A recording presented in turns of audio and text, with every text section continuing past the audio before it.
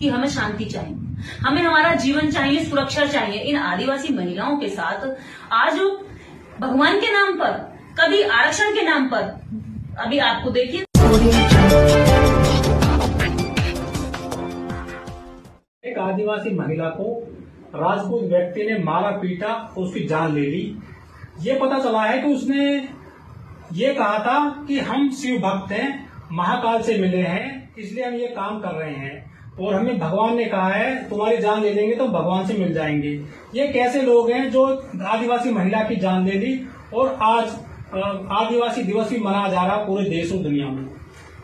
देखिए, आदिवासी दिवस की बधाई इन घटनाओं को देखते हुए किस मुंह से दी जाएगी? आप किस मुंह से बधाई देंगे? हम किस मुंह से बधाई देंगे? जिस देश की राष्ट्रपति आदिवासी हो, जब उनको राष्ट्रपति बनाया जाता तो पूरे देश में, दुनिया में डंका बजाया जाता कि हमने एक आदिवासी महिला को राष्ट्रपति बनाया और तुम्हें क्या चाहिए। जब वो लोग ये कहते हैं कि और तुम्हें क्या चाहिए, तब हम उनसे जवाब देना चाहते हैं कि हमें शांति चाहिए, हमें हमारा जीवन चाहिए, सुरक्षा चाहिए। इन आदिवासी महिलाओं के साथ आज भगवान के नाम पर, कभी आरक्षण के नाम पर, अभी आपको देखिएगा मणिपुर में क्या हुआ आदिवासी महिलाओं के साथ, कुकीज महिलाओं के साथ। वो आदिवासी महिलाएं वहां पर मारी जा रही हैं, नग्न घुमाई जा रही हैं, उनके साथ दरिंदगी की जा रही है।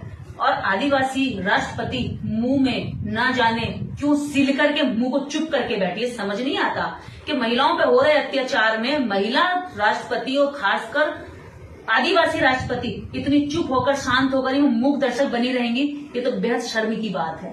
हम तो ये कहते हैं कि इस देश में आप राष्ट्रपति बनाकर, प्रधानमंत्री बना करके या मुख्यमंत्री बना करके आप एक दिखावा कर रहे हैं कि हम ये बना रहे हैं, बाकी कंट्रोल आपके हाथ में। यदि कंट्रोल आपके हाथ में नहीं होता तो जिस पद को आप बनाते हो, बड़े से बड़ा पद आप आदिवासियों का, एससी का बनाकर वो दे देते हो, लेकिन उसी समाज की फिर आप इतनी दुर्गति करते हो, उस समाज की इतनी बुरी स्थिति कर देते हो कि वो जिंदगी मौत के बीच में झूलता है। आज देखिए जिस तरह से अभी ये घटना आपने बताई, ट्विटर पर काफी ट्रेंड कर रही है।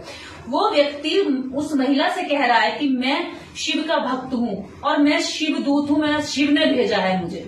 और उस महिला के पेट में बहुत तेजी से मतलब घूंसा मारता है और उसके बाल पकड़ता है, दूर तक खचेड़ता है, उस महिला की हत्या कर देता है।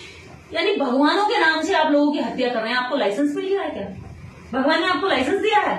ये भगवान के नाम पर आप पूरे लोगों में वैमनस्यता फैलाएंगे, हिंसा फैलाएंगे, लोगों की जानें लेंगे। ये कितना क्रूर है। और भगवान भी देखकर चुप है। कहाँ है वो भगवान जिसके नाम पर ये हत्याएं की जा रही है? भगवान आकर क्यों नहीं कहता मेरे नाम पे ये सब मत करो भाई, मैं ये सब बर्दाश्त नहीं कर सकता, मेरा नाम कलंकित मत करो, मेरे नाम को इतना बदनाम मत करो कि मेरे नाम को लोग लेते हो कल को डरे। उस भगवान को जो दुनिया पूज रही है, उस भगवान के नाम पर तुम हत्याएं कर रहे हो। क्या यही तुम्हारे भगवान के प्रति आस्था है? यही तुम्हारी इतनी, जो तुम आज तक जोर जोर से नारे लगाते हो सड़कों पर, मंदिरों पर, बाहर, मस्जिदों के बाहर, जगह जगह खड़े होकर के तुम हिंसा फैलाते हो, जो तुम नारे लगाते हो, क्या उन नारों में कभी भी तुमने देखा कि उनमें धर्म का कोई भी समर्पण है? धर्म का उनके मन में कभी ये आता है कि हम पाप से बचें, हम पाप मुक्त बने, हम अच्छे काम करें, हम किसी का दिल ना दुखाएं? नहीं, वो तो दिल दुखाने के मकसद से निकलते हैं। और अब तो यहाँ तक हिंसा आ गई है कि लोगों के घर जलाने तक लगे, लोगों को हत्याएं करने लगे। अगर तुम शिव का भक्त है तो जाकर के जा, कहीं अपनी जान ले, जाकर के सूली चढ़ जा, जाकर के शिव का भक्त तो जहर पी ले, क्योंकि शिव ने खुद विष पिया था और ये दारू पी पी करके शिव भक्त बनते हैं, ये लोगों की जान ले लेकर के भक्त बनते हैं। अगर तुम वास्तव में शिव के भक्त हो तो जाकर के शिव की तरह विष पी कर दिखाओ ना, तभी तो तुम शिव भक्त माने जाओगे। लेकिन तुम दारू पी करके लोगों की हत्याएं कर रहे हो, चरस गांजा भांग खा करके लोगों की जाने ले रहे हो। ये कितनी गलत बात है। तुम तो शिव के असली भक्त का नकली हो गए। अभी तक तो केवल जीव चढ़ाई जाती थी काट करके बलि के तौर पर, बकरे चढ़ाए जाते हैं, पशु चढ़ाए जाते हैं भगवान को खुश करने के लिए। राजस्थान में जो इस आदिवासी महिला की बलि ले ली है एक शिव भक्त ने, ये कैसा अमृतकाल है हमारे देश में? देखिए, अगर आप बलियों पर जाएंगे तो इस देश में कई तरह के हवन हुआ करते थे और ये वैदिक संस्कृति के हवन में नर बलियां तक थी। ये जो आज आप छोटी छोटी बलियां देख रहे हैं ना, ये आज की नहीं है। ये बाबा साहब डॉक्टर अम्बेडकर वॉल्यूम 7 में खुद लिखते हैं कि वैदिक संस्कृति में 3 प्रकार के हवन होते हैं, यज्ञ होते हैं। और उन यज्ञ में पहली बलि जो सबसे ऊंची और महंगी मानी जाती है वो नर बलि होती है, दूसरी घोड़े की बलि होती है और तीसरी गाय की होती है। जब ये सारी बलियां वैदिक संस्कृति में ब्राह्मण दिलवाते थे लोगों से और उसमें दान दक्षिणा लेते थे, लोगों को लगा कि भाई ये हत्याएं करना पाप है। बहुत सारे लोगों के मन में मानवता जागी और ये खर्चीले ज्यादा होते थे तो खर्ची की वजह से यज्ञ हवन बंद होने लगे। आज ही मैं ये लाइन पढ़ रही थी। और जब ये हवन यज्ञ बंद होने लगे तो पुजारियों को लगा कि यार ये तो हमारा धंधा ही बंद हो जाएगा, हमें दान दक्षिणा मिलनी बंद हो जाएगी। तो उन्होंने क्या किया, इन हवनों में नर बलि की जगह फिर बकरा बलि शुरू कर दी, छोटे छोटे पशु छोटे छोटे जानवरों को देना शुरू कर दिया। और उसके बाद उसमें दारू और ये सब जो मतलब उनको जिस तरह की चीजों का टेस्ट अच्छा लगता था वही चीजें वो उसमें दिलाते थे। आपको मैं आप शायद यहाँ लोगों की भावनाएं फिर से बिल लाकर जमीन पे गिर पड़ेंगी अगर सच बोल दिया जाए तो लोग फिर नाराज हो जाएंगे। लेकिन कड़वी सच्चाई यही है कि आपकी जो भावनाएं ना वो आहत हो जाएंगी सच सुनकर के। बाबा साहब कहते हैं कि इस देश के अंदर बलियों का जो चलन था वो इस हद तक था कि जो बलि देता था वो बलि देने वाला पहले अगर नर की बलि देगा या भेड़ की बलि देगा या घोड़े की देगा या गाय की देगा तो उसे पहले अगर नर की बलि भी देगा तो उसे पहले वो खाना पड़ेगा।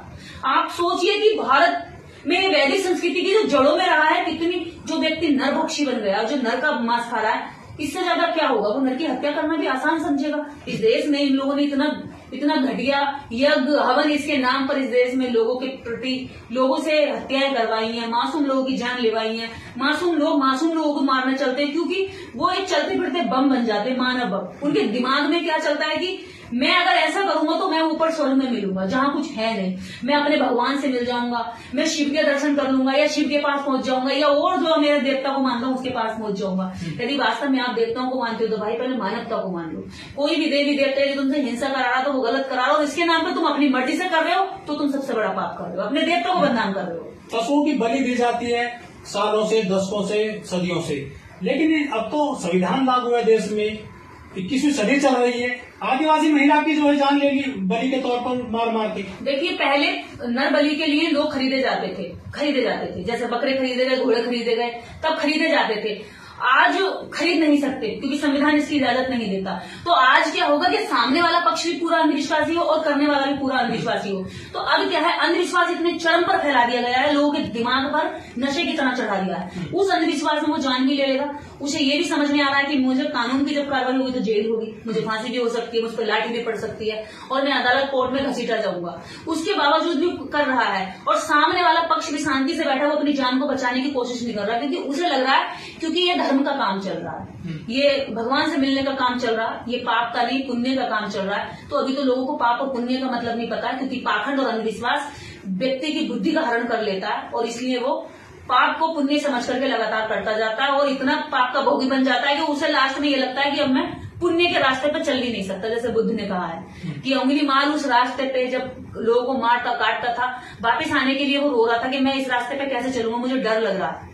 लोगों ने उसको पत्थर भी मारे थे, लेकिन फिर भी बुद्ध ने कहा कि जब करुणा और मैत्री के साथ आप वापस आओगे तो आपके जो बुरे, आपने अगर मन से मान लिया कि मैंने बुरा किया है और उसका पश्चाताप कर लिया तो आपको कोई भी जेल और सजा और अदालत से ये बड़ी चीज होगी कि आपने मन से पाप मान लिया। लेकिन इनके तो मन ही दूषित कर दिए, मन से ही तो नहीं मानते कि ये गलत है, ये मन से मानते कि हम सही हैं और इसी सही के भ्रम में ना ये इनको फोबिया होया हुआ है। इनको फोबिया है कि हमें स्वर्ग चाहिए, इनको फोबिया है कि हम धर्म बचाएंगे, इनको फोबिया है कि हम ही बहुत बड़े राष्ट्रवादी हैं, इनको फोबिया है कि हम बहुत बड़े धार्मिक हैं। अरे तुम्हारे फोबिया की जो ये बीमारी है ये बहुत घातक बीमारी है, केवल तुम तक ही सीमित नहीं है, तुम्हारे आसपास तक, तुम्हारे बच्चों तक, तुम्हारे पड़ोस तक, इस देश तक और दुनिया तक थू-थू हो रही है तुम्हारी कि लोग शिव से मिलने के लिए एक बूढ़ी महिला की हत्या कर रहे हैं और सब लोग वहां बैठ करके देख रहे हैं तमाशा और वीडियो बनाई जा रही है बाकायदा और सोशल मीडिया पर बड़ी शान से डाली जा रही है। शर्म आनी चाहिए तुम्हें कि इस देश के अंदर रह करके तुम बाकी जो देश की जो गौरवमय इतिहास है, जो बुद्ध के विचार हैं, उनको भी बदनाम कर रहे हैं।